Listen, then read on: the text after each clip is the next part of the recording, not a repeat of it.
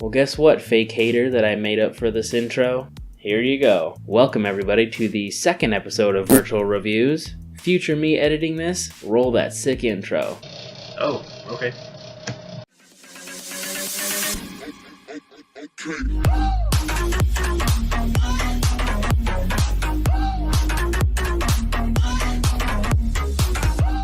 Today we're talking about Rec Room, my absolute favorite free game for the Oculus Rift. Rec Room is free to play, not pay to win, cross-platform, and super easy to pick up. The controls are intuitive, you use the grip buttons to pick things up, so you know it already gets points with me. You interact with all the game objects and most of the interface physically with your hands or finger. Once you're comfortable with this, you can play pretty much any game that's available inside of Rec Room. You just use any weapons or objects the same exact way you would in real life. Everything just feels natural. You bring up the menu by looking at your watch, and you press these big satisfying buttons to navigate the menus. All of these things make it a really good first game for new Oculus owners, but even after playing so many other games, I find myself coming back to Rec Room all the time. This is the game that really showed me the social potential of the Oculus Rift.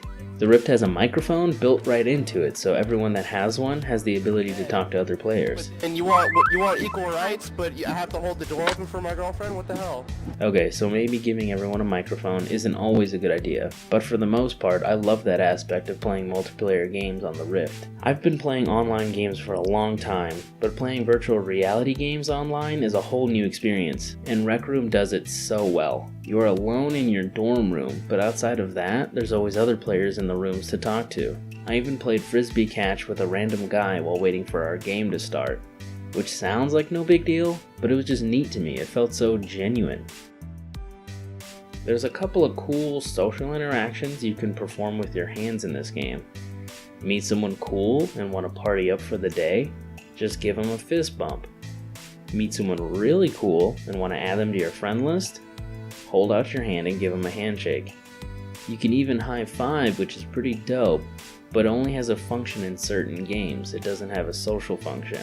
You can also cheer other players, like commendations in Overwatch, and you can do this by giving someone a thumbs up, and then selecting which commendation you want to give them.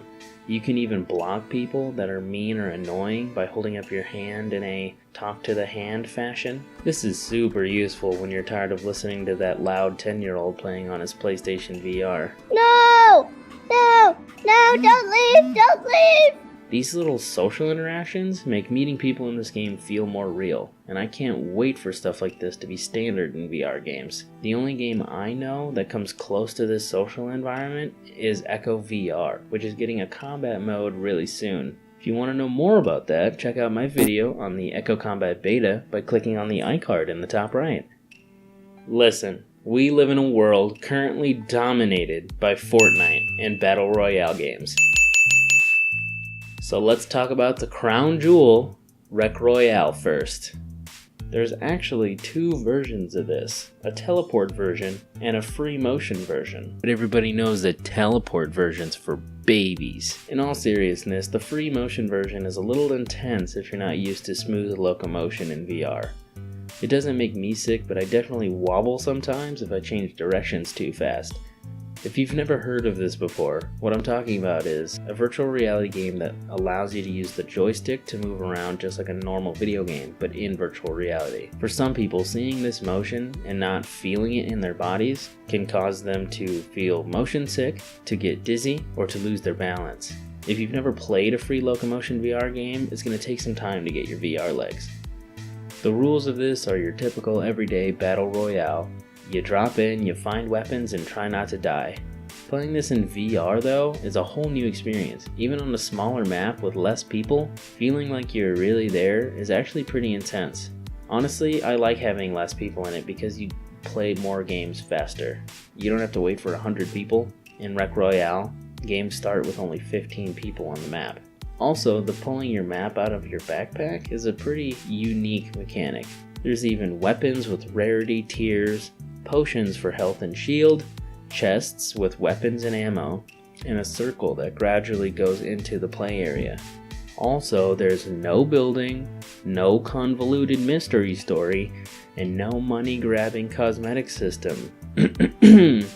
There is a clone of Fortnite's Battle Pass system, but it's purchased with the in-game tokens, which are earned by playing games and completing challenges, not by purchasing them.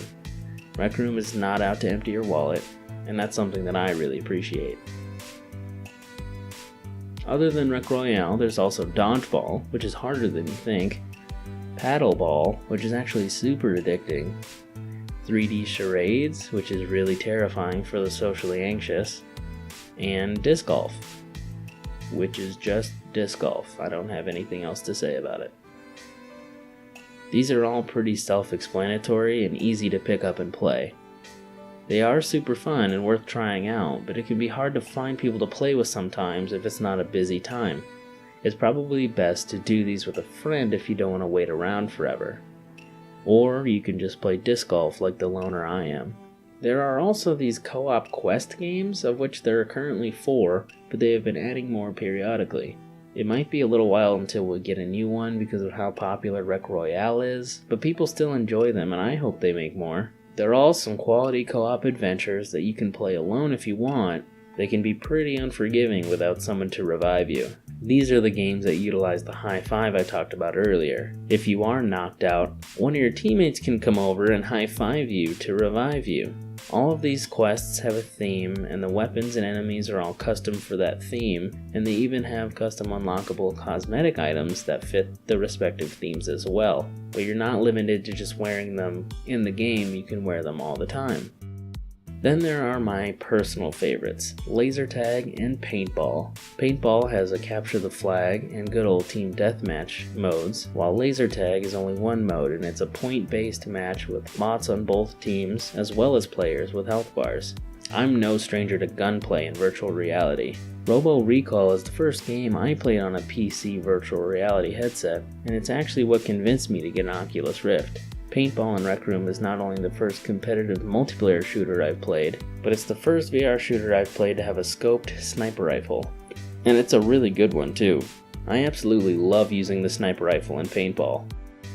All of the weapons in laser tag are pretty cool to use as well. They all have to be reloaded physically in your other hand, and the sound engineering on this is so good it almost feels tactile. It's another good example of how natural and intuitive the controls of this game are. As you've seen this whole time, Rec Room has a really basic animation style, but this plays to its benefit in 2 ways. First of all, because of its simple graphics, the game runs really well. You don't have to have a big old beefy PC to run this game. This is a game that I've literally never noticed a frame rate drop while playing, and on my PC that's pretty rare while I'm playing a virtual reality game. I've experienced a few bugs in the past, but it's mostly just walking out of boundaries and clipping objects, which is almost impossible to avoid in a free roam VR game. The simpler graphics make a good blank slate for people to more easily project themselves onto as well. Sure, the avatars are really customizable and you have a ton of options to make it your own, but at the end of the day, there's not much of a face and it's still really basic looking. You make your character by having character. You have to be social and interact with people to make a face for yourself, basically. Having a more generic avatar makes it easier for people to project themselves onto that avatar. That's why I think for the social aspect of this game, the art style is the perfect choice. As you can tell, Rec Room gets the Trickey Dickey stamp of approval.